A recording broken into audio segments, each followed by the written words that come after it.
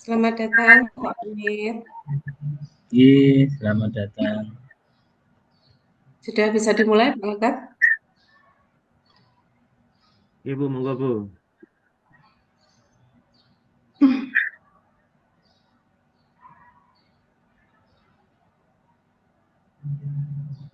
Assalamualaikum warahmatullahi wabarakatuh. Waalaikumsalam warahmatullahi wabarakatuh. Salam sejahtera untuk kita semua. Om Swastiastu, Namo Buddhaya, salam kebajikan. Rahayu, Rahayu, Rahayu. Yang terhormat, keynote speaker kita hari ini Bapak Hamid Arif Sotiki, MPD.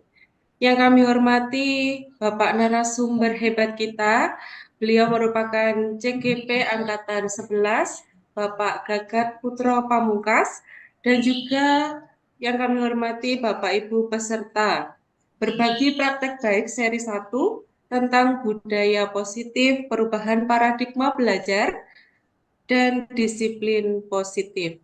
Bagaimana, sudah siap mengikuti webinar hari ini? Siap. Ya, Bulan. Nah, Bapak Ibu, sebelum kegiatan hari ini dimulai, nanti selain Bapak Ibu mendapatkan ilmu yang bermanfaat dari narasumber, Bapak Ibu juga akan mendapatkan fasilitas berupa sertifikat yang bisa diupload di PMM. Kemudian nanti ketika narasumber membagikan praktek baiknya, dimohon Bapak Ibu untuk mematikan audio dan menyalakan kamera. Nanti setelah itu ada sesi tanya jawab yang ditunjukkan dengan mengangkat tangan terlebih dahulu, baru saya sebutkan. Setelah itu menyatakan apa pertanyaannya. Begitu Bapak Ibu, apakah ada yang ditanyakan? Ya, Tidak ada. Selama mengikuti kegiatan ini, Bapak Ibu dipersilakan untuk sambil ngemil jajanan yang sudah disediakan. Nanti ketika ingin bertanya, siap sehat bregas. Nggih. Baiklah, puji syukur kehadirat Allah Subhanahu wa taala yang telah melimpahkan rahmat, taufik serta hidayahnya kepada kita semua sehingga pada siang hari ini kita bisa bergabung di Zoom meeting belajar bersama dengan narasumber hebat kita, Bapak Gagat Putra Pamungkas. Marilah kita awali dengan bacaan basmalah. Bismillahirrahmanirrahim. Bismillahirrahmanirrahim. Untuk selanjutnya, sambutan dari keynote speaker yang kami hormati Bapak Hamid Arif Sodiki MPD, disilakan. Assalamualaikum. Terima kasih waktunya Bu Wulan Septiana, Bapak Ibu semua yang hadir pada webinar kali ini. Semoga diberikan kemanfaatan, keberkahan. Kita semuanya juga dalam keadaan sehat walafiat. Mohon izin ini menyampaikan beberapa kata pada pertemuan kali ini. Yang sedianya sebenarnya adalah Bapak KS, yaitu Bapak Muhammad Asyari. Pada kesempatan kali ada kepentingan dan acara sehingga pengurus Kombel yang memberikan keynote speaker. Mohon izinnya ya Bapak Ibu. Terima kasih. Terkait dengan kegiatan ini, berbagi praktek baik budaya positif merupakan sesuatu hal yang luar biasa.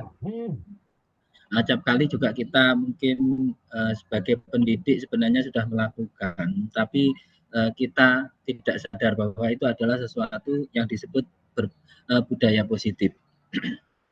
Nah, budaya positif sebagai perwujudan dari nilai keyakinan universal yang diterapkan di sekolah, seyogyanya mengeluarkan visi guru yang mengandung nilai-nilai kebajikan sesuai dengan tujuan pendidikan nasional yang dijabarkan dalam profil pelajar Pancasila.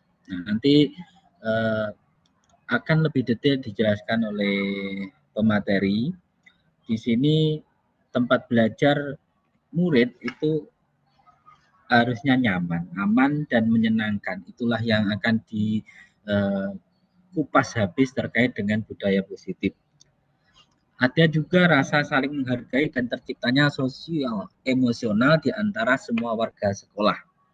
Nah, budaya positif diawali dengan adanya perubahan paradigma tentang teori bagaimana dia dikontrol ya, dikendalikan. Sebagai pendidik mestinya kita merasa berkewajiban mengontrol perilaku murid. Nah, di sini kita tentunya dengan jam terbang yang sudah tinggi, terutama Bapak Ibu yang sudah puluhan tahun mengajar, ini adalah sesuatu yang baru untuk dipelajari, juga baru untuk kita istilahkan, padahal sudah kita lakukan di dalam kelas. Yang namanya guru tentunya setiap anak dengan karakter dan keunikannya, multiple intelijensinya itu tentunya dengan jam terbang yang sangat tinggi itu bisa dengan peka bisa mengendalikan mereka. Oh, ini dengan kebutuhan yang seperti ini, kebutuhan khususnya ini.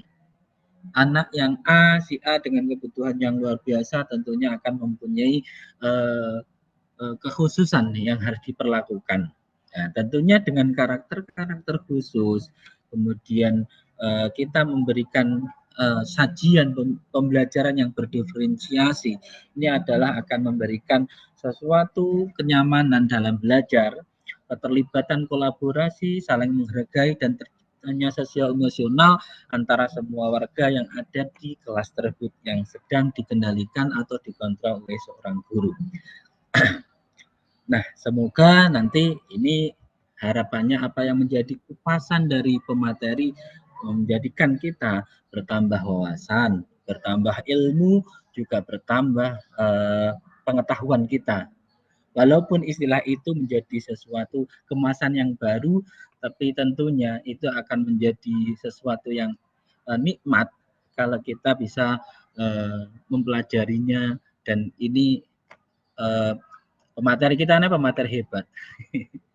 Beliau adalah seorang yang menguasai teknik-teknik komunikasi tentunya, dan kemarin pas waktu PPG beliau adalah termasuk lulusan terbaik. Insya Allah dengan kemampuan beliau ini bisa membagikan praktik baiknya terkait dengan budaya positif. Mungkin dari saya cukup sekian, dan semoga ini menjadi hasanah wawasan kita, keilmuan kita bertambah, bermanfaat, dan kita bisa mengimplementasikannya di dalam kelas menjadi anak didik kita semuanya, anak didik yang nyaman, aman, berbahagia, selayaknya mereka berada di taman bermain, sehingga belajarnya begitu menyenangkan, hasilnya memuaskan, bahagia, membawa kebahagiaan kepada mereka, berhasil sukses di kehidupan generasi yang selanjutnya. Terima kasih. Wa akhiran ihdinas syiratal mustaqim. Wassalamualaikum warahmatullahi wabarakatuh. Waalaikumsalam warahmatullahi wabarakatuh. Terima kasih Bapak Hamid Arif Sodiki yang telah berkenan memberikan sambutan di acara berbagi praktik baik siang hari ini. Wah, menarik sekali ya, bagaimana tentang guru mengajarkan tentang disiplin positif, budaya positif, belajar yang menyenangkan untuk anak-anak kita. Pasti para peserta sudah tidak sabar ingin mendengar paparan langsung dari narasumber kita. Selanjutnya Pak Gagat Putra Pamungkas, untuk layar kami serahkan sepenuhnya kepada Bapak. Terima kasih Bu Wulan. Izin share screen ya Bapak Ibu sedaya.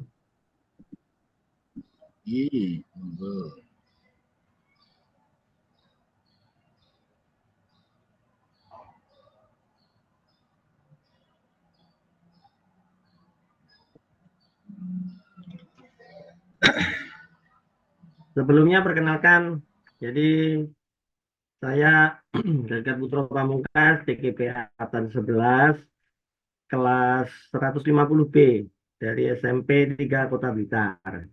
Ingin berbagi praktek baik, menyebarkan pemahaman dan penerapan pengalaman budaya positif. Untuk sebelumnya, karena ini siang supaya kita fokus ya, speaking terlebih dahulu. Monggo Bapak Ibu dilihat ini tebak gambar. Nanti akan muncul apa namanya sebuah kalimat dari gambar yang ada tentang kesehatan ini clue-nya Bapak Ibu. Kira-kira apa ini? Siapa yang bisa? Monggo. Clue-nya tentang kesehatan. Kita biar fokus dulu nih. Kira-kira apa? Di situ ada hewan yang namanya kadal. Monggo Bu Indah. Monggo. Bu Indah resen nggih. Sudah ketemu kira-kira? Kira-kira apa ini? Bu Indah masih unmute.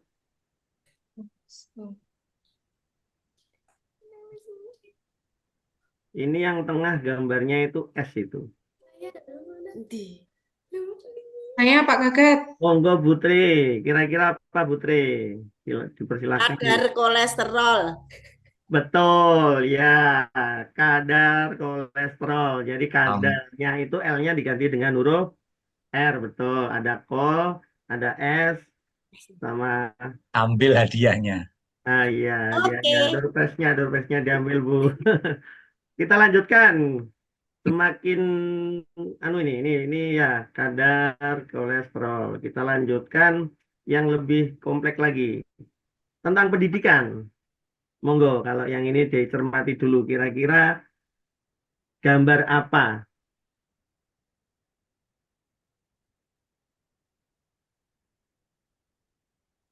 Monggo Pak Sangit. Pokoknya enek beasiswa nih. Enek beasiswa nih. Iya, kira-kira apa Pak Sangit? Atau mungkin Putri lagi mungkin sudah ketemu jawabannya. Putri jagoan lagi nih nih. Gambar apa ini kira-kira yang muncul?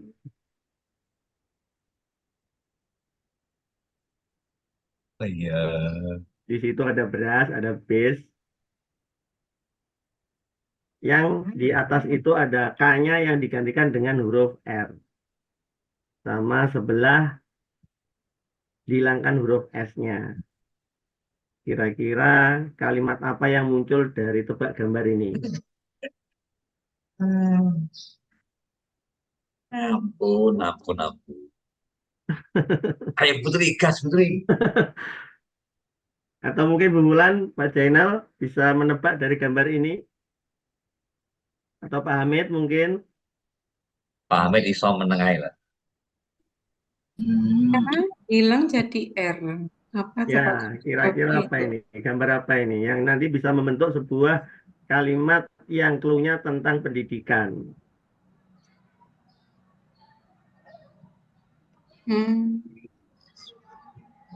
Beasiswa. Tentang pendidikan. Beasiswa. Oh, enek beasiswa nih. Itu yang bawah, Pak. Yang atasnya, Pak.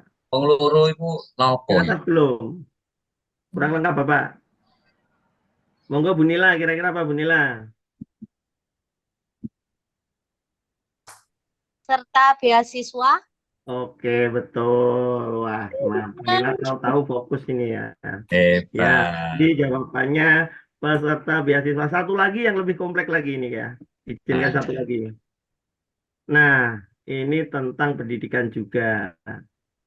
Kira-kira apa ini?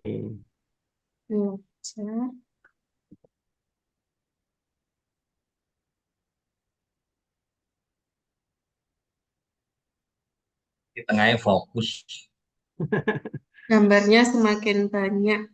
Semakin banyak kalimatnya semakin lengkap. Ya, kira-kira dari gambar itu nanti muncul kalimat apa?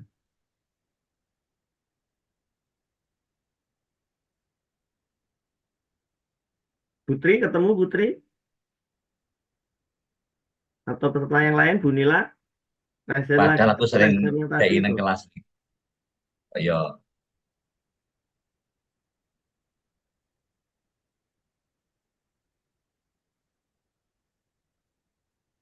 Wah. Ada yang ketemu? Kalau di atas itu kalau bingung mungkin gambarnya adalah kunang-kunang. Kan belakangnya menyala itu. Oh, saya kira Ya, tawon. bukan. Itu gambarnya menyala, Mas. Iya, Saya kira kunang. malah nyamuk, Pak Sangit. Gambarnya menyala itu. Jadi kunang-kunang N-nya diganti dengan huruf R. Halo. Ya Putri, bagaimana Kurang, Putri? Wah Putri ini fokus. Kurang fokus. kurang fokus. Kurang Oke fokus. Putri ya. Ya. Oh kebalik. Nih, ya. Betul Putri, belajar kurang fokus. Tuh, Eh, dalam kurang kondisi belajar. lelah itu. Tapi bawahnya belum Bu, bawahnya tadi. Eh, Tidak apa-apa. Oh, Terima kondisi kasih. Jadi lelah. ya, tanggalnya kita hadiah. fokus ya. Kita lanjutkan ke materi. Terima Berarti kasih. setelon. Ya, jadi nanti untuk materi kita itu pada konsep inti budaya positif itu sebenarnya ada 7 Bapak Ibu. Tetapi kita batasi pada sesi 1 ini pada 2 materi saja. Yang pertama perubahan paradigma belajar dan disiplin positif. Nanti pada sesi berikutnya itu ada motivasi perilaku manusia, ada kebutuhan manusia dasar, posisi kontrol guru, keyakinan kelas, dan yang terakhir segitiga restitusi. Tetapi untuk sesi pertama ini yang kita bahas adalah perubahan paradigma belajar dan disiplin positif. Pembelajaran dengan paradigma baru itu pembelajaran dengan pembelajaran yang dirancang berdasarkan berdiferensiasi sehingga para peserta didik belajar sesuai kebutuhannya berdasarkan tahap perkembangan sesuai dengan teori psikologi modern untuk mewujudkan profil pelajar Pancasila. Jadi sudah kita ketahui bahwa profil pelajar Pancasila itu ada beriman, bertakwa kepada Tuhan Yang Maha Esa dan berakhlak mulia, berkebinekaan global, gotong royong, kreatif, bernalar kritis, dan mandiri.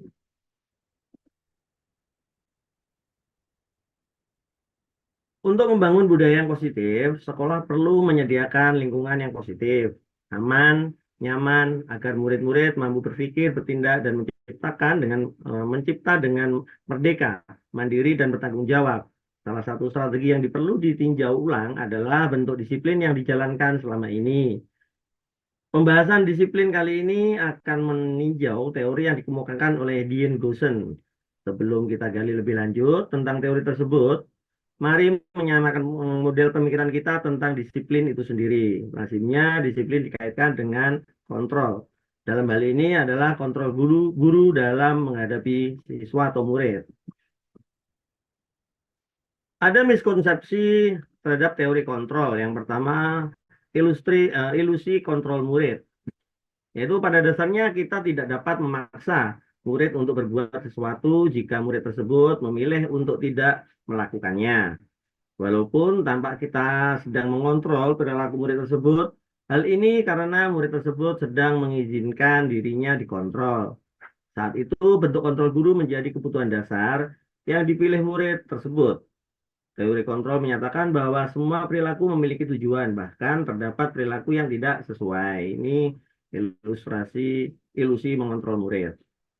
Lalu ilusi bahwa semua penguatan positif, efektif, dan bermanfaat. Ini penguatan positif atau bujukan adalah bentuk-bentuk kontrol. Segala usaha untuk mempengaruhi murid agar mengulangi suatu perilaku tertentu adalah suatu usaha untuk mengontrol murid tersebut. Dalam jangka waktu tertentu, kemungkinan murid tersebut akan menyadarinya dan mencoba untuk menolak bujukan kita. Atau bisa jadi murid tersebut menjadi tergantung pada pendapat sang guru untuk berusaha. Lalu yang ketiga ada eh, ilusi bahwa kritik dan membuat orang merasa bersalah dapat menguatkan karakter. Ini menggunakan kritik dan rasa bersalah untuk mengontrol murid menuju pada identitas gagal. Mereka belajar untuk merasa buruk tentang diri mereka. Mereka mengembangkan dialog diri yang negatif. Kadang sulit bagi guru untuk mengidentifikasi bahwa mereka melakukan perilaku ini. Ilusi bahwa orang dewasa berhak memaksa.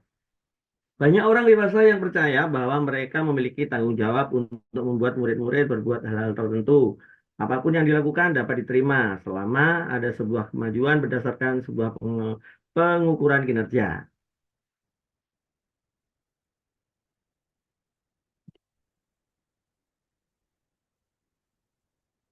Mengubah paradigma stimulus respon ke pendekatan teori kontrol. Jadi di sini yang kanan ada stimulus kontrol, yang kiri adalah teori kontrol. Realitas atau kebutuhan kita sama, tetapi menurut teori kontrol, realitas kebutuhan kita berbeda. Semua orang terlihat hal yang sama. Menurut teori kontrol, setiap orang memiliki gambaran berbeda. Kita mencoba mengubah orang agar berpandang sama dengan kita. Menurut teori kontrol, kita berusaha memahami pandangan orang lain tentang dunia. Perilaku buruk dilihat dari suatu kesalahan. Menurut teori kontrol, semua perilaku memiliki tujuan. Orang lain bisa mengontrol saya. Hanya saya yang bisa mengontrol diri Anda. Hanya Anda yang bisa mengontrol diri Anda. Saya bisa mengontrol orang lain. Menurut teori kontrol, Anda tidak bisa mengontrol orang lain. Pemaksaan ada pada saat bujukan gagal. Menurut teori kontrol, kolaborasi dan konsensus menciptakan pilihan-pilihan baru. Model berpikir menang atau kalah. Menurut teori kontrol, model berpikir itu menang dan menang.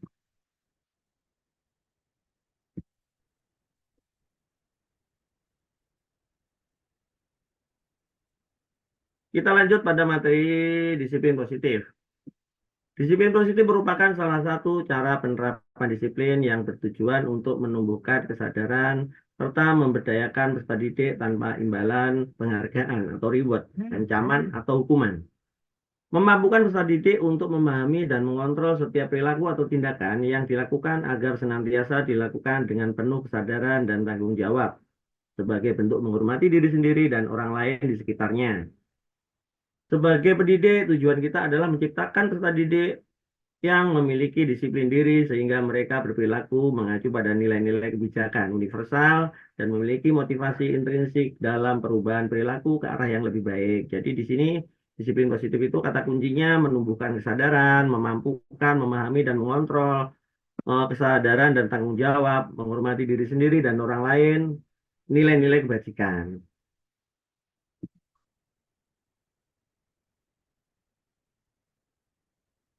Nilai-nilai kebajikan universal. Sifat-sifat positif manusia yang merupakan tujuan mulia yang ingin dicapai setiap individu.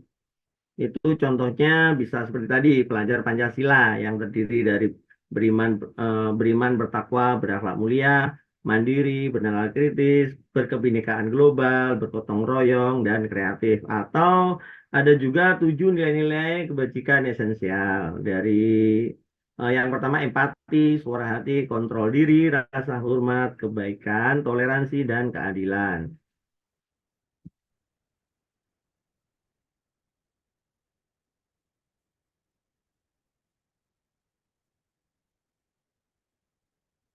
Motivasi perilaku manusia. Ada 3 motivasi. Ini menurut Jane Gossen. Jadi untuk yang pertama itu menghindari ketidaknyamanan atau hukuman. Ini adalah tingkat terendah dari motivasi perilaku manusia. Biasanya orang yang motivasi perilakunya untuk menghindari hukuman atau ketidaknyamanan akan bertanya, apa yang akan terjadi apabila saya tidak melakukannya? Sebenarnya mereka sedang menghindari permasalahan yang mungkin muncul dan berpengaruh pada mereka secara fisik, psikologis maupun tidak terpenuhinya kebutuhan mereka. Lalu yang kedua, untuk mendapatkan imbalan atau penghargaan. Suatu tingkat ini atas motivasi yang pertama, di sini orang berperilaku untuk mendapatkan imbalan atau penghargaan dari orang lain. Orang dengan motivasi ini akan bertanya, apa yang akan saya dapatkan apabila saya melakukannya? Mereka melakukan sebuah tindakan untuk mendapatkan pujian dari orang lain yang menurut mereka penting dan mereka letakkan dalam dunia berkualitas mereka. Mereka juga melakukan suatu untuk mendapatkan hadiah, pengakuan, atau imbalan. Motivasi ini bersifat eksternal. Yang ketiga adalah untuk menjadi orang yang mereka inginkan dan menghargai diri sendiri dengan nilai-nilai yang mereka percaya. Jadi motivasi ini bersifat internal, di mana tindakan seorang itu muncul dari diri sendiri. Mereka melakukan sesuatu karena nilai-nilai yang mereka yakini dan hargai. Mereka itu melakukan karena ingin menjadi orang yang nilai-nilai yang mereka yakini tersebut. Jadi ini adalah motivasi yang akan membuat seseorang memiliki disiplin positif. Disiplin positif itu uh, ada motivasi intrinsik akan berdampak panjang, tidak dipengaruhi oleh hukuman ataupun hadiah.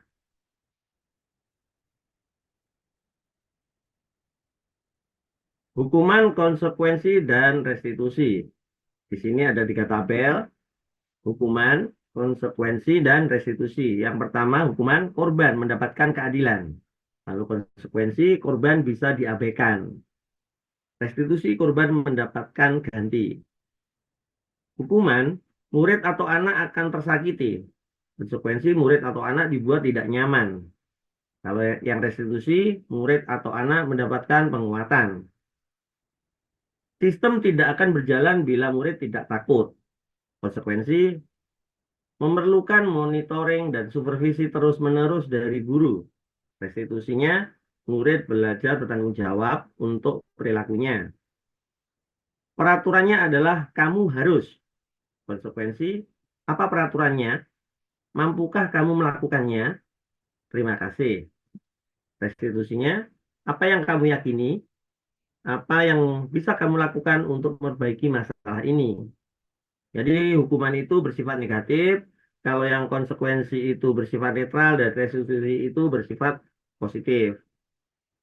Di dalam hukuman itu ada mode pemaksaan.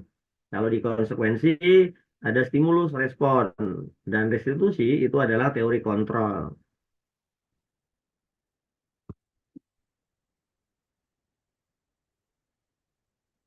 Nah, ini Bapak Ibu, coba dari kelima contoh ini termasuk hukuman atau konsekuensi. Yang pertama, mengganti penghapus teman yang dihilangkan. Apakah ini termasuk konsekuensi atau hukuman Bapak Ibu? Konsekuensi. Konsekuensi. Kalau yang nomor 2, berdiri di tengah lapangan upacara karena dapat terlambat ke sekolah. Hukuman. Hukuman. Kenapa hukuman, Bu? Bersifat fisik. Oh gitu ya. Kalau hukuman bersifat fisik ya.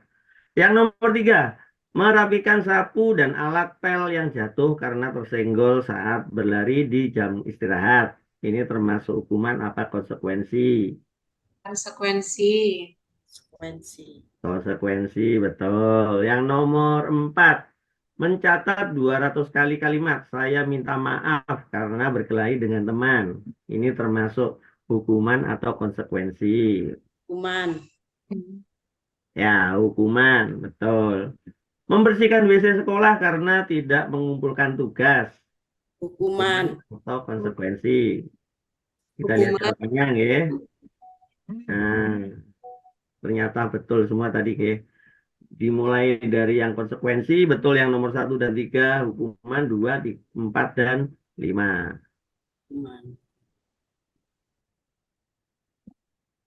Kita lanjutkan. Penghargaan bisa jadi bentuk lain dari hukuman. Jadi, penghargaan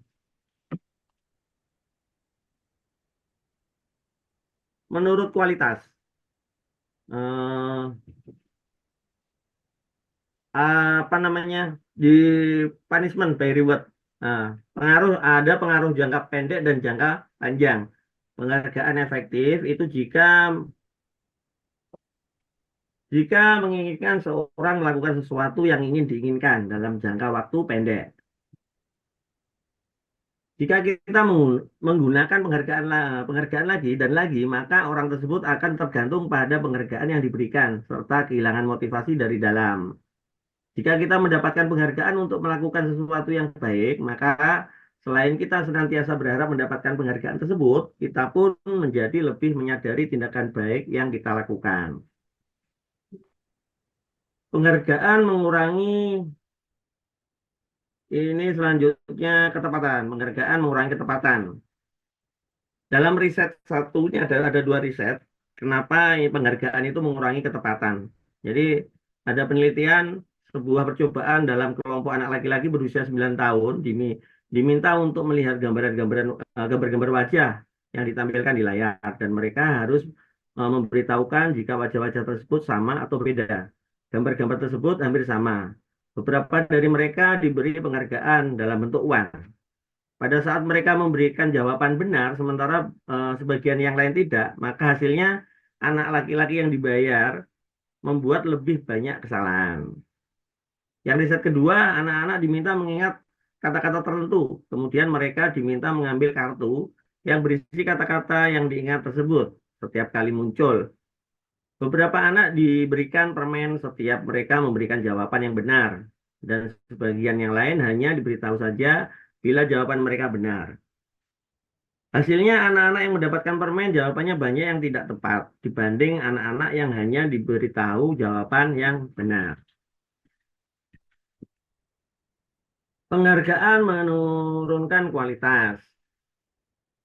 Jadi pengamatan dilakukan saat sekolah mahasiswa yang sedang kerja praktek di sebuah surat kabar. Saat itu mereka sedang belajar menuliskan sebuah artikel tentang sebuah judul berita utama. Seiring waktu mahasiswa tersebut mampu bekerja dengan cepat. Kemudian ada beberapa mahasiswa yang dibayar untuk setiap judul berita. Mereka mampu menghasilkan dan setelah beberapa lama mahasiswa yang dibayar hasil kinerjanya berhenti berkembang. Mereka yang tidak menerima bayaran terus berupaya mengasah diri mereka lebih baik. Penghargaan itu mematikan kreativitas untuk selanjutnya. Jadi murid diminta berpikir mengenai hadiah atau penghargaan yang bisa mereka dapatkan bila berhasil menulis sebuah puisi. Kreativitas kelompok murid-murid ini menjadi berkurang dibandingkan dengan yang tidak diberikan hadiah yang bisa mereka terima. Dalam tugas-tugas memecahkan masalah, para murid memakan waktu lebih lama dan memberikan jalan keluar kurang kreatif saat mereka dijanjikan sebuah penghargaan. Menghukum bagi yang tidak mendapatkan. Jadi penghargaan menghukum, mereka tidak mendapatkan penghargaan misalkan dalam sebuah ranking misalkan. Mereka yang mendapatkan ranking kedua akan merasa paling dihukum. Kok bukan saya yang ranking 1 seperti itu. Memberikan penghargaan dan hukuman adalah hal yang sama karena keduanya mencoba mengendalikan perilaku seseorang. Orang yang dasarnya tidak suka dikendalikan dalam jangka waktu lama, penghargaan akan terlihat sebagai hukuman. Jika suatu penghargaan diharapkan, namun Anda tidak mendapatkannya, Anda akan merasa dihukum. Motivasi dalam diri atau intrinsik. Saat seorang anak belajar untuk pertama kali mengembangkan huruf-huruf dan kata-kata serta menyadari bahwa ia dapat membaca, timbul pijar di mata dan sebuah senyuman di wajah. Anak tersebut begitu gembira bahwa ia telah mempelajari dan menguasai suatu keterampilan baru. Jika kita memberikan penghargaan kepada seorang anak pada saat dia sedang merasa bangga dengan pencapaiannya sendiri, maka kita dapat mengambil kegembiraan yang saat itu sedang dirasakan secara alamiah. Restitusi. Proses menciptakan kondisi bagi peserta didik untuk memperbaiki kesalahan yang telah mereka lakukan. Guru mengajak murid untuk berefleksi tentang tindakan yang telah dilakukan untuk memperbaiki diri sehingga ia menjadi pribadi yang lebih baik dan menghargai dirinya.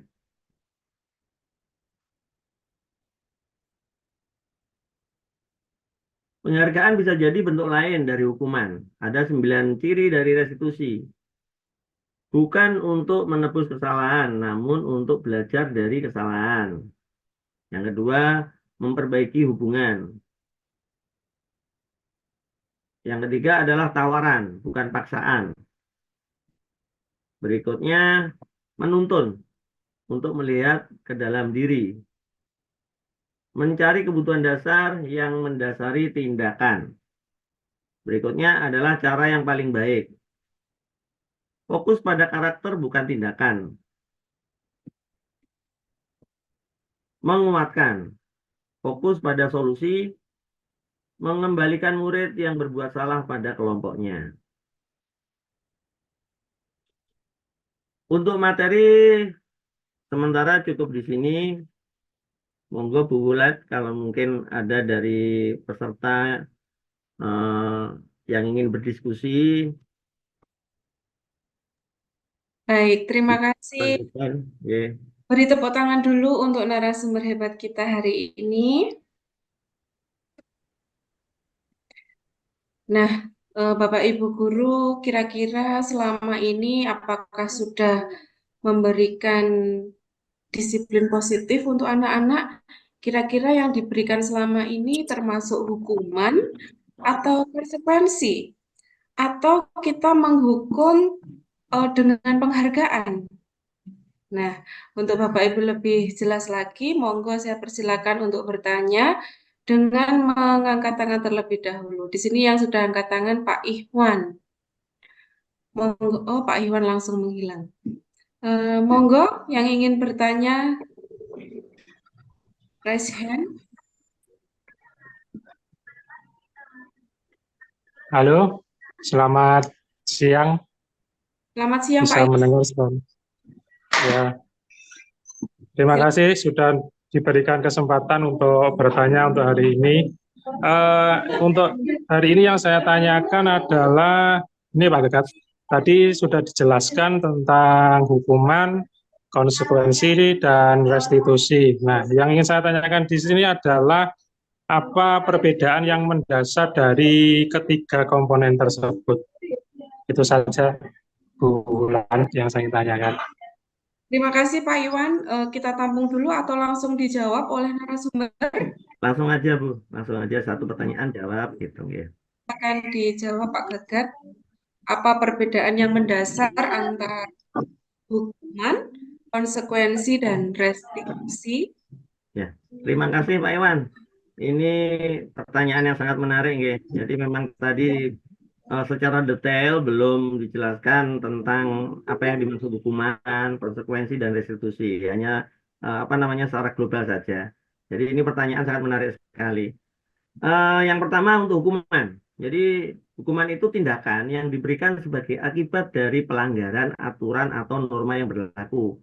Itu definisi dari hukuman.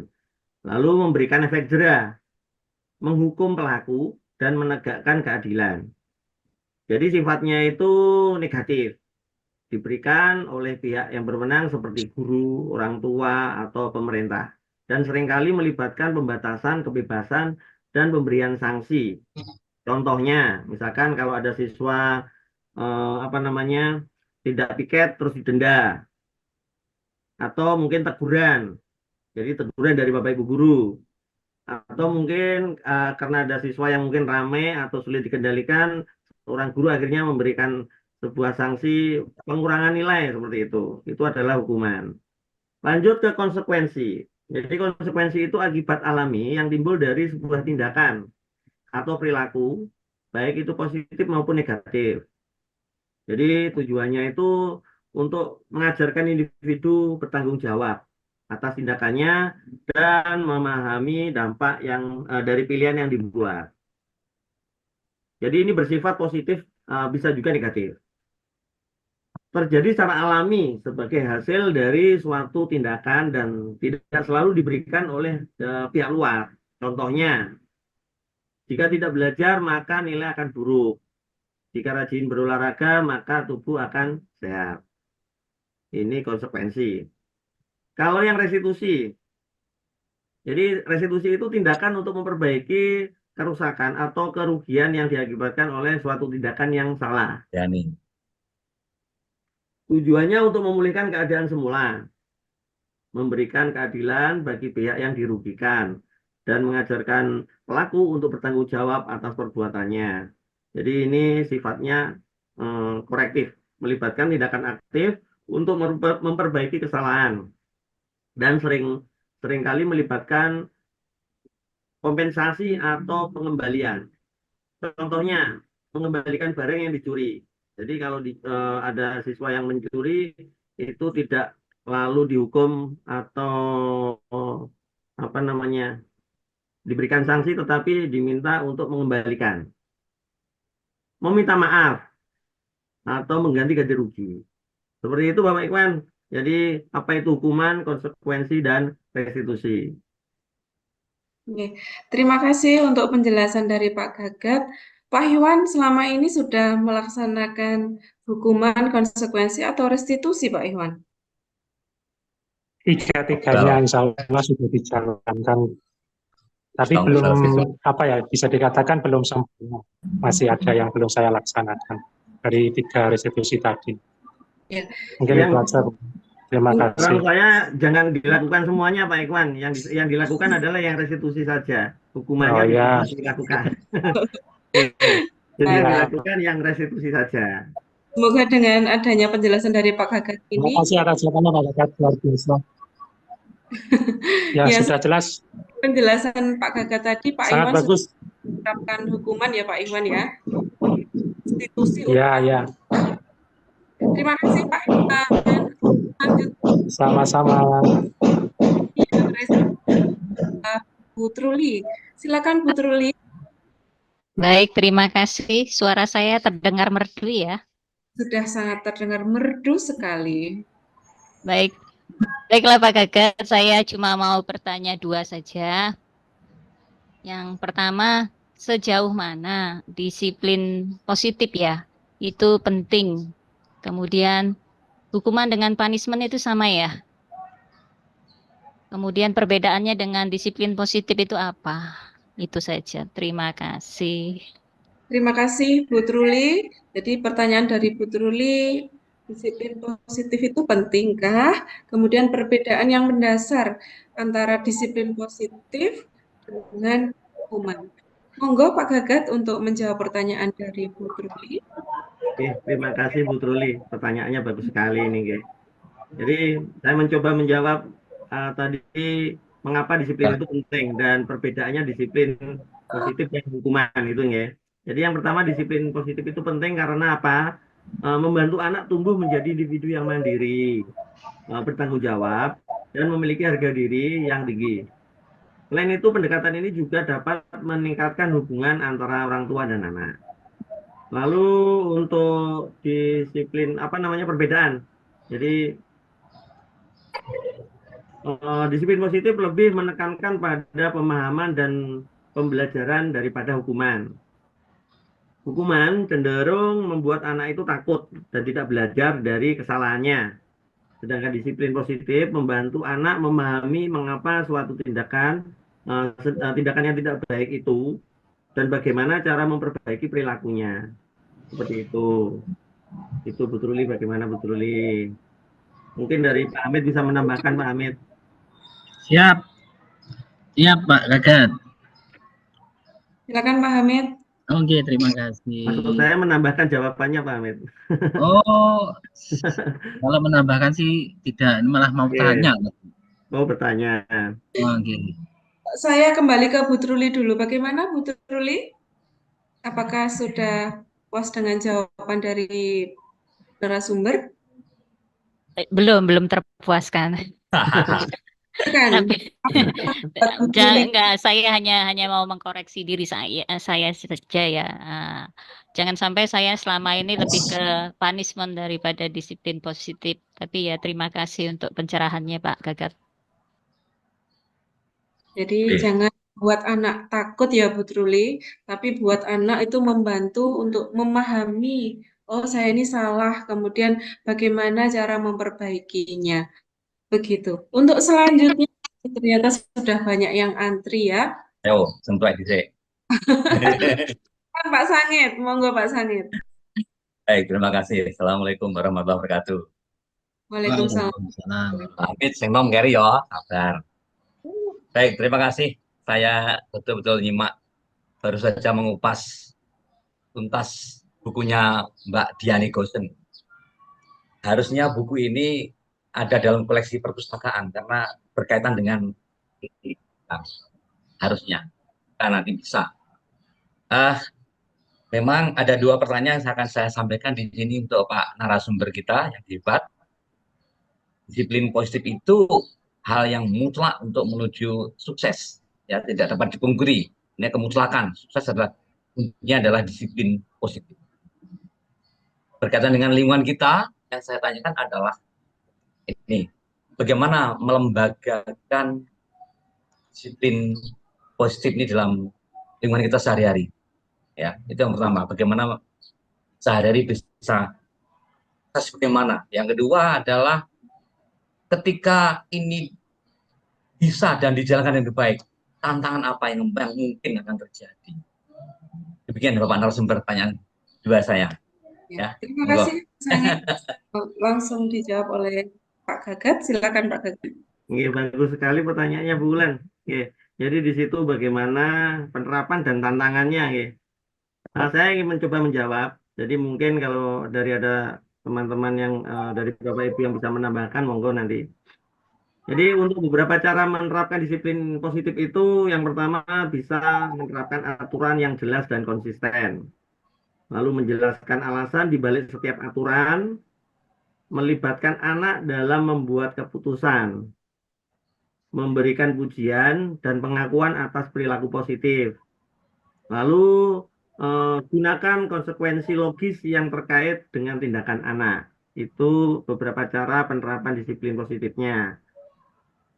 Ada lagi satu, mengajarkan keterampilan pemecahan masalah. Lalu tantangannya yang biasanya yang dihadapi itu, yang pertama itu membutuhkan kesabaran dan konsisten. Karena kalau kita tidak konsisten, ya itu menjadi tantangan untuk menerapkan disiplin positif. Jadi harus konsisten. Memerlukan perubahan pola pikir yang bijak atau orang tua. Seperti itu. Terkadang sulit untuk tidak terbawa emosi. Jadi kadang-kadang itu kita maunya meluruskan anak dengan sabar, tapi anak itu inginnya sendiri. Jadi semakin lama semakin kita berkomunikasinya itu kan sebelumnya pelan, tapi lama-lama meningkat dan semakin tinggi gitu Pak. Jadi itu kadang sulit untuk kita kendalikan emosi. Itu tantangannya Pak. Jadi kita harus lebih sabar lagi. Seperti itu Pak untuk jawaban saya Pak. Terima kasih Pak Gagat. Jadi Pak Sangit, kita harus sabar dan konsisten untuk mengajarkan anak didik kita. Konsisten, harus konsen istiqomah, ini memang sulit dan harus dijalankan. Betul, untuk menjalankan disiplin positif. Terima kasih Pak Sangit pertanyaannya siang hari ini. Untuk selanjutnya Pak Hamid, kami persilakan untuk memberikan pertanyaan kepada narasumber kita. Ya, terima kasih Bu Ulan. Pak Gagat nih mau nanya nih. Tadi banyak panjang lebar kita dengarkan penjelasan dari jenengan. Terus ini pertanyaannya, bagaimana cara guru mengidentifikasi kebutuhan belajar siswa yang beragam? Bagaimana di awal saya ungkapkan ada banyak talenta ya, dan kemungkinan tantangan yang muncul yang dihadapi guru dalam menerapkan pembelajaran berdiferensiasi. Kira-kira bagaimana ini Pak? Ada dua nih poinnya. Cara mengidentifikasi kebutuhan belajar, kemudian tantangan yang muncul yang dihadapi guru dalam menghadapi menerapkan pembelajaran berdiferensiasi. Terima kasih Bulan. Terima kasih untuk pertanyaan luar biasanya. Monggo silakan langsung dijawab oleh narasumber. Terima kasih Pak Hamid. Jadi pertanyaannya menarik ini. Ya, jadi bagaimana cara mengidentifikasi itu dan bagaimana tantangannya ya. Jadi bisa dilakukan secara observasi Pak. Jadi dilakukan observasi terlebih dahulu, bisa wawancara, bisa menggunakan tes diagnostik atau dan hasil apa namanya analisis belajar yang sebelumnya itu bisa dipakai itu, terutama bagaimana cara belajar mereka, lalu kegiatan mereka itu bagaimana, lalu apakah mereka itu dalam belajar sukanya apakah hanya duduk atau hanya atau bisanya itu dengan kesana kemari seperti itu bisa dilakukan observasi atau tes diagnostik. Tantangannya untuk Pak, tantangannya itu biasanya kalau dengan kegiatan seperti ini tuh biasanya guru itu kurang waktu, Pak. Jadi terlalu istilahnya dalam pembelajaran akhirnya apa namanya terkuras waktunya karena adanya persiapan tersebut. Jadi bisa jadi sumber daya yang terbatas juga bisa. Lalu kurangnya pelatihan juga bisa, Pak. Seperti itu, Siap, Bapak. siap, siap. Iya. Terima kasih Pak Gagat penjelasannya. Semoga ini jadi catatan bagus saya, termasuk mungkin pakai uji diagnosis ya, seperti Iya. yang kita lakukan di awal-awal pembelajaran seperti itu ya. Oke Pak Gagat, terima kasih. Makasih Bu Wulan. Oke, terima kasih Pak Hamid Sama-sama. memberikan pertanyaan yang luar biasa. Untuk selanjutnya, yang angkat tangan dulu Pak Zainal atau Pak Rifki ya? Silakan Pak. Dulu. Yang muda mengalah. Oh. Pak Rizky. Oke, silakan Pak Rifki. Iya, terima kasih. Ini ya, kalau budaya positif di sekolah itu ya, itu salah satunya adalah disiplin. Tuh.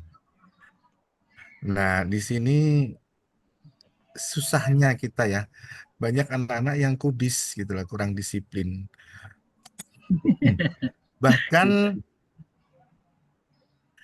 anak-anak itu sering mengulang-ulang lagi dalam melanggar aturan lah tata tertib sekolah atau aturan-aturan sekolah baik yang tertulis maupun tidak tertulis itu kita sering banget. Salah satu contohnya aja pagi gitu ya, mesti ada yang terlambat atau aturan-aturan di kelas misalkan gitu ya. Dilarang melakukan sesuatu mungkin karena sekarang ini kita harus no kekerasan, no bullying, dan no yang lain tuh banyak banget. Nah ini mungkin Pak Gagat punya trik-trik tertentu nih untuk anak-anak yang istilahnya super dablek gitu ya. Karena banyak sih yang baik, tapi yang begituan pasti ada gitu ya. Satu dua. Berharap punya dapat ilmu lah dari siang hari ini ada trik-trik tertentu yang untuk mengatasi anak-anak yang super dablek yang sering banget melanggar tata tertib baik itu yang tertulis maupun tidak tertulis. Terima kasih. Terima kasih Pak Rifki atas pertanyaannya. Ini memang sering terjadi di sekolah-sekolah ya Pak Rifki, bukan hanya di sekolah tertentu saja, tapi hampir semuanya itu kudis, kurang disiplin. Kira-kira triknya apa ini Pak Gagat mengatasi anak-anak yang kudis ini? Iya Pak Rifki, kalau menurut saya itu bukan dablek Pak Rifki ya. Kalau bagi saya itu anak yang sangat super kreatif itu Pak. Seperti itu. Iya, jadi bukan dablek anak itu. Kalau menurut saya itu gini Pak, jadi kita mengevaluasi lagi eh, kembali aturan yang telah ditetapkan. Jadi aturan yang sudah ada itu kita evaluasi lagi.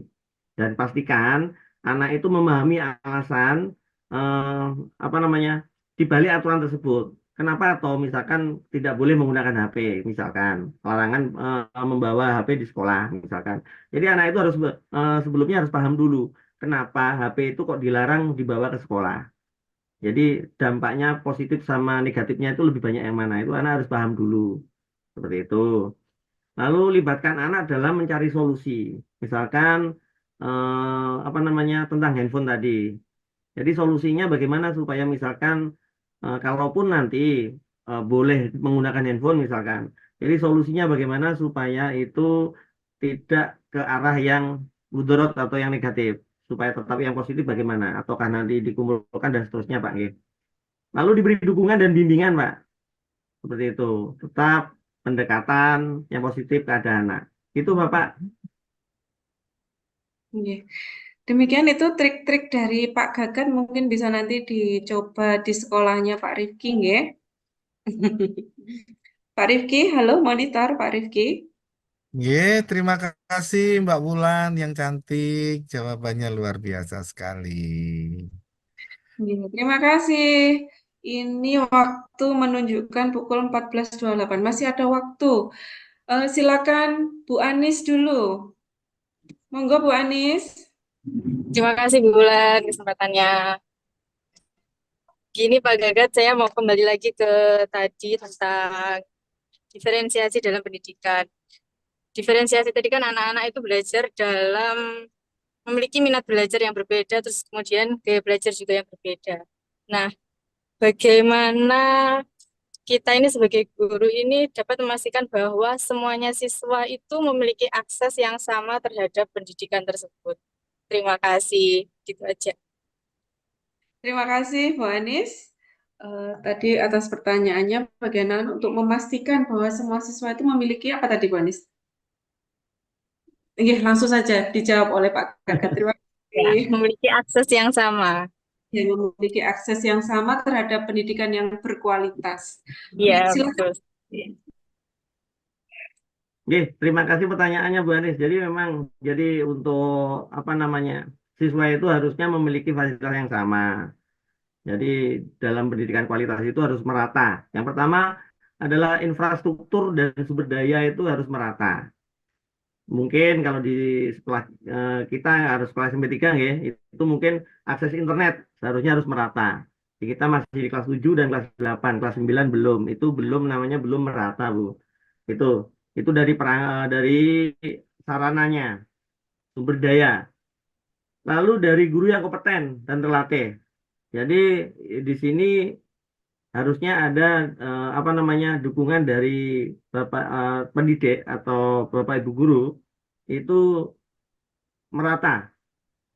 Kan kadang-kadang guru itu istilahnya yang sabar sama yang tidak sabar itu juga banyak yang tidak meratanya. Lalu kurikulum yang inklusif dan relevan. Jadi kurikulum yang apa namanya? Di sini kurikulum itu yang inklusif dan relevan itu kurikulum yang fleksibel. Jadi kembangkan kurikulum yang fleksibel dan dapat disesuaikan dengan kebutuhan dan kemampuan setiap siswa. Lalu ada keterlibatan orang tua dan pembelajaran yang pembelajaran yang personal. Lalu lingkungan belajar yang kondusif. Ini yang penting ini. Lingkungan belajar yang kondusif itu sekolah aman, fasilitasnya lengkap, kesehatan mental. Misalkan sekolah aman itu pastikan sekolah itu menyediakan lingkungan belajar yang aman, nyaman, dan bebas dari segala bentuk diskriminasi. Untuk fasilitas yang lengkap, selain ruang kelas, sekolah juga harus memiliki fasilitas pendukung lainnya. Itu mungkin seperti laboratorium, ruang olahraga, ruang seni, dan seterusnya. Kesehatan mental itu bisa jadi memberikan perhatian yang cukup terhadap kesehatan mental dengan menyediakan layanan konseling dan dukungan psikologi. Ada lagi kebijakan pendidikan yang inklusif yang tadi. Jadi akses untuk siswa dengan kebutuhan khusus itu jika misalkan di sekolah itu ada. Jadi mungkin ada yang siswa berkebutuhan khusus, kalau kita tidak ada kebijakan pendidikan inklusif itu nanti tidak merata. Yang terakhir menurut saya adalah evaluasi dan pemantauan yang berkelanjutan. Evaluasi program atau pemantauan kinerja siswa. Dari evaluasi program itu, lakukan evaluasi secara berkala terhadap program-program pendidikan yang telah dilaksanakan. Lalu pemantauan kinerja siswa itu, pantau secara berkala kinerja siswa untuk memastikan bahwa mereka mencapai tujuan pembelajaran yang ditetapkan. Itu menurut saya, Bu. Untuk jawabannya bagaimana? Ya, demikian jawaban dari narasumber. Bagaimana Bu Anis? Apakah Terima ada yang kasih Pak Gagat, jawabannya sangat memuaskan. baik? Terima kasih Bu Anis. Hati-hati di perjalanan. Untuk selanjutnya, mungkin cukup satu kali lagi. Tadi Pak Zainal ini sudah dari awal angkat tangan tapi belum ditunjuk. Silakan Pak Zainal satu lagi. Oh ya, mengingatkan untuk Bapak Ibu yang mengikuti webinar hari ini, silakan iya. melakukan Ya, presentasi sebentar. Sebentar saya share dulu untuk linknya, Bung ya. Sudah ada Oh, di minta kolom. tolong, sudah ada minta tolong Pak Amit di-share ya. Oke, siap. Untuk daftar hadir. Pak Ibu sekali lagi mengingatkan untuk Siap, mengisi Bu. Terima kasih. Absen. pertanyaan terakhir khusus untuk Pak Zainal. Silakan Pak Zainal. Ya, terima kasih. Assalamualaikum warahmatullahi wabarakatuh. Waalaikumsalam warahmatullahi wabarakatuh. Alhamdulillah, akhirnya dapat kesempatan. Kayaknya pengaruh, Kan ya Pak? iya, pengaruh ini nama ini Z, pakai Z-nya di akhir ini. Berdasarkan absen. Absen, iya. Ya Pak Gagat, alhamdulillah materi yang disampaikan sangat bagus dan menarik sekali. Ini ada pertanyaan terkait paradigma belajar modern. Ingin nanti bisa disampaikan lagi sedikit terkait paradigma belajar modern dan pertanyaannya terkait perbedaannya kalau paradigma modern dan yang tradisional, paradigma belajar tradisional itu yang bagaimana? Ya, gitu Pak Agat. Minta informasinya. Terima kasih. Sudah cukup satu saja Pak C? Cukup saja, satu aja. Nanti sebenarnya banyak ini tapi kayaknya waktunya. Ya, Satu aja. baik. Nggih. Perbedaan mendasar dari Pak C tadi paradigma Paradigma belajar modern. Ya. Silakan dijawab Pak Gagat. Oke, terima kasih Pak C. Ini tadi karena dengan moderatornya sudah menyentil durasi Pak C. Ini menjawabnya juga dengan singkat, tetapi semoga bisa mewakili dari jawaban yang diinginkan Pak Zainal. Jadi perbedaan utama antara paradigma belajar tradisional dan modern itu, paradigma tradisional itu lebih menekankan pada menghafal Pak, dan reproduksi informasi. Itu tradisional. Jadi mungkin dari pembelajaran yang lalu seorang guru itu selalu lebih dominan daripada siswanya. Siswanya lebih cenderung mendengarkan, suruh menulis dan menghafal. Sedangkan paradigma modern itu mendorong pemahaman konsep, Pak, berpikir kritis dan pemecahan masalah. Seperti itu, Bapak. Itu jawaban singkat dari saya. Singkat, padat, dan jelas. Bagaimana Pak C? Apakah ada pertanyaan lagi terkait jawaban dari Pak Gagat? Oh, sudah jempol. Jempolnya ada 2. Ya. Makasih Pak Tidak. Gagat. Waktu sudah menunjukkan pukul 14.36. 1 jam saya membersamai Bapak Ibu semua. Dari pertanyaan-pertanyaan Bapak Ibu, tadi saya juga mengambil kesimpulan bahwa adanya disiplin positif itu menciptakan suasana atau lingkungan positif belajar yang menyenangkan. Selain itu, dengan adanya disiplin positif itu mewujudkan pembelajaran yang berpihak pada murid, murid terlibat aktif dalam membuat sebuah keyakinan kelas, misalkan seperti itu. Kemudian dengan adanya disiplin positif juga guru dan murid dapat menerapkan budaya positif secara konsisten. Sekali lagi kami ucapkan terima kasih untuk narasumber, beri tepuk tangan untuk narasumber hebat kita siang hari ini. Terima kasih Pak Gagat. Foto bersama mungkin Bu, bisa. Baik, kalau mungkin ada pertanyaan yang belum bisa ditanyakan di forum ini, nanti bisa langsung menghubungi narasumber di nomor di bawah ini. Maksudnya di bawah ini itu di chat ya. Bulan. Yeah? Pertanyaannya, ambil hadiahnya di mana? Oh iya, ambil hadiahnya di mana? Oh iya, Pak Gagat. Iya Bu, dikirim melalui pos nanti Bu. Nah, Putri, untuk sesi terakhir, sesi foto bersama, silakan semuanya open kamera. Bagaimana gayanya ini Putri? Iya maksudnya iya. Halo Bagaimana sama Putri untuk gayanya? ngowok yang omah. Besok ada latihan lagi tuh. Oh, jempol 2. Silakan Bapak Ibu open Dia kamera. putih tak ke sana. Kita beri jempol Iya, dua. sama-sama. Butuh ya, terima Kak kasih. C untuk Ora usah enak jualan. Kan kita kan saudara. Lah enggak usah berapa ya, berapa ya. 5 menit. Iya, sama-sama. Ini Terima anu Bu, kita jumpa lagi di seri yang lebih menarik lagi karena ini keterbatasan waktu. Kita sambung. Ya.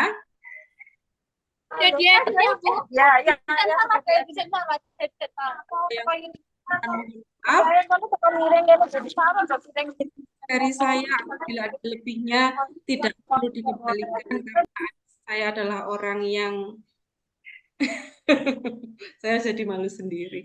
Saya akhiri. Assalamualaikum warahmatullahi wabarakatuh. Waalaikumsalam warahmatullahi wabarakatuh. Waalaikumsalam warahmatullahi wabarakatuh.